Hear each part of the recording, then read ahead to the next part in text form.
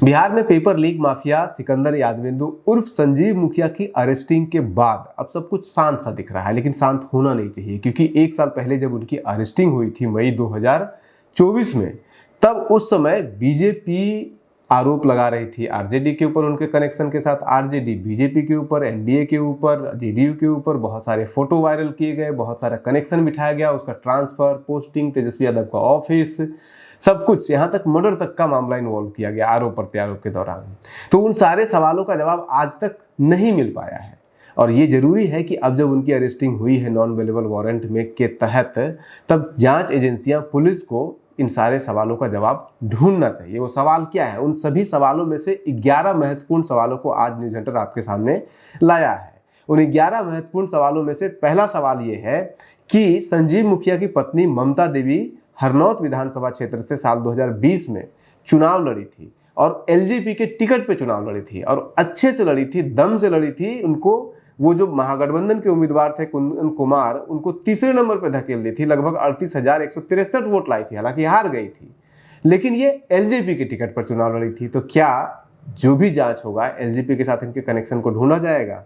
पहला सवाल। दूसरा सवाल, संजीव मुखिया की जो पत्नी थी जो चुनाव लड़ी थी, उनका उस समय नीतीश कुमार के साथ एक नहीं कई फोटो वायरल किए गए थे, और उसके अलावा बहुत सारे एनडीए के अन्य, जेडीयू के अन्य नेताओं के साथ भी इस ममता देवी का, संजीव मुखिया की पत्नी का बहुत सारे फोटो वायरल किए गए थे, लेकिन उस समय इसमें कोई इन्वेस्टिगेशन नहीं किया गया। क्या इसका इन्वेस्टिगेशन किया जाएगा? कैसे, किस हद तक जेडीयू के साथ, नीतीश कुमार के साथ इनके संबंध है, और कैसे संबंध बनाए गए?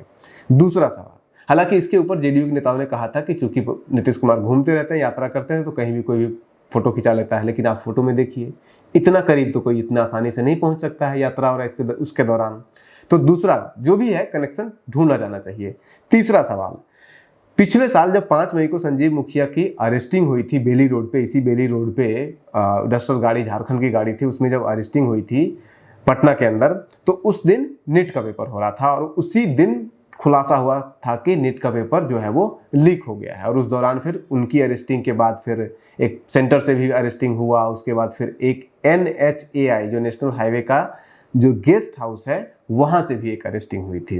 जो नेशनल अभिनव कुमार वहां से अरेस्टिंग हुआ था, वो अभिनव कुमार को भी लाया गया था फर्जी पेपर दिलवाने के लिए। इसका जो गेस्ट हाउस में बुकिंग कराया गया था, वो बहुत ही इंटरेस्टिंगली तेजस्वी यादव के उस समय के करंट पीएस पर्सनल सेक्रेटरी के द्वारा फोन करके करवाया गया था, और वो फोन एक नहीं 3 बार आया था। 1 मई को आया, और फिर 4 मई को 2 बार आया था, तब जाकर के उनको दिया गया था। ये जो पीएस थे प्रदीप कुमार, जो तेजस्वी यादव के पीएस थे, वो जब महागठबंधन की सरकार थी, तब पथ निर्माण विभाग में तेजस्वी यादव का सारा काम देखते थे। तो इस कनेक्शन को क्या ढूंढा जाएगा? और यही आरोप लगाया गया था उस समय भी।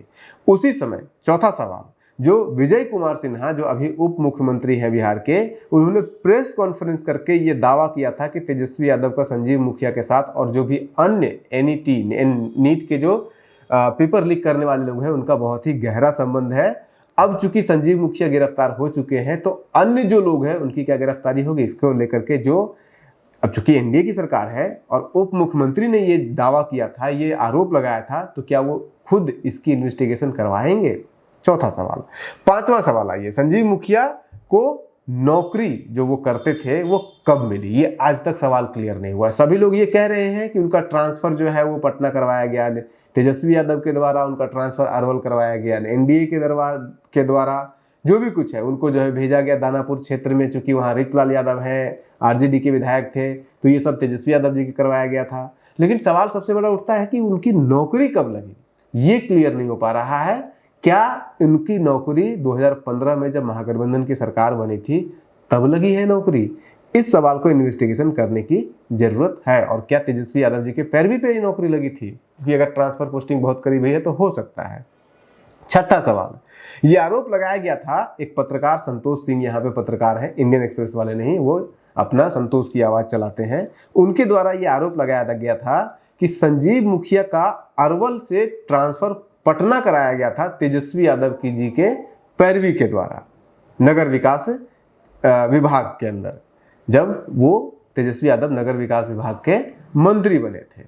लेकिन ये सरासर उस समय हमने दावा किया था कि ये झूठ है, क्योंकि सच ये है कि उनका यानी कि संजीव मुखिया का ट्रांसफर अरवल से पटना 30 जून 2022 के लेटर में ही हो चुका है और बिहार में महागठबंधन की सरकार आई है अगस्त में, तो फिर वो कैसे ट्रांसफर करा सकते हैं। लेकिन चूंकि इस पे सवाल उठाया गया है तो इसको भी इन्वेस्टिगेशन करने की जरूरत है। ये हो गया छठा सवाल। सातवां सवाल आइए, अरवल इनका संजीव मुखिया का जो अरवल ट्रांसफर किया गया था, यानी कि वो पहले कहीं और थे, उनको अरवल जो ट्रांसफर किया गया था वो 30 जून 2021 को ट्रांसफर किया गया था।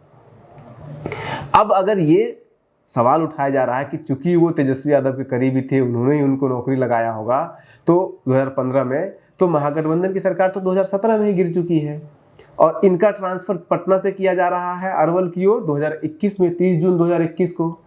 17 में सरकार गिरी है, 4 साल के बाद ट्रांसफर किया जा रहा है। तो फिर ये किस तरह का कनेक्शन है? अगर तेजस्वी यादव के करीबी थे तो उनको पटना से बाहर करना था, तो पटना से बाहर बहुत जल्दी कर दिया जाना चाहिए था। ये 4 साल का इंतजार क्यों किया गया? सातवां सवाल। आठवां सवाल पे आइए, इनका यानी कि संजीव मुखिया का जो कार्यक्षेत्र था वो दानापुर नगर परिषद क्षेत्र हुआ करता था और वहां से जो एमएलए है वो रीतलाल यादव है। रीतलाल यादव अरेस्ट हो चुके हैं। रीतलाल यादव और इनके बीच में बताया जाता है कि बहुत बढ़िया संबंध था और उसके पीछे कारण ये था कि वो आरजेडी के लीडर थे और ये भी तेजस्वी यादव के करीबी थे, रीतलाल यादव के। और इस संबंध के बीच की जो गहराई, क्योंकि रीतलाल यादव भी अरेस्ट हो चुके हैं, अब संजीव मुखिया भी अरेस्ट हो चुके हैं, दोनों को एक जगह बिठा करके क्या इनके संबंधों की गहराई को जांच किया जाएगा? आठवां सवाल। नौवां सवाल ये बनता है कि उसी क्षेत्र में जो आपका एमएलए तो है ये रीतलाल यादव, लेकिन उसी क्षेत्र के जो नगर परिषद के जो चेयरमैन है वो शिल्पी मेहता हैं और शिल्पी मेहता के पति दीपक मेहता जो थे वो वहां के डिप्टी चेयरमैन हुआ करते थे पहले, लेकिन 2022 में उनकी हत्या होती है और इन पूरे मामले में, हत्या में और इन सब मामलों में नाम आता है रीतलाल यादव का भी और संजीव मुखिया के ऊपर भी आरोप लगाया जाता है। जब शिल्पी जो मेहता है वो जब चेयरमैन बनती है तो वो बार बार लेटर लिखती है मुख्यमंत्री को, सभी को लेटर लिखती है कि किस तरह से संजीव मुखिया जो वहाँ का चीफ इंजीनियर था वो उनको वहाँ काम नहीं करने दे रहा है, परेशान कर रहा है। रीतलाल यादव और सब लोग उसको परेशान कर रहे हैं। अब ये शिल्पी जो मेहता है, दीपक मेहता, दोनों जेडीयू के लीडर थे और जेडीयू के नेताओं का दावा है कि शिल्पी मेहता के कंप्लेन के कहने पर ही जो संजीव मुखिया है उनका ट्रांसफर अरवल किया गया था। लेकिन सवाल ये उठता है कि संजीव मुखिया का तो 2021 में ही ट्रांसफर हो गया है, 30 जून 2021 को, और शिल्पी जो मेहता है वो चेयरमैन बनती है दिसंबर 2022 में। तो ये कैसे संभव है कि वो जो चेयरमैन बनने से पहले ही जो है वो कंप्लेन भी कर दी और उसके बाद फिर उसका ट्रांसफर उसके पहले ही हो गया, 1 साल पहले हो गया, 6 महीना पहले, 1-1.5 साल पहले हो गया।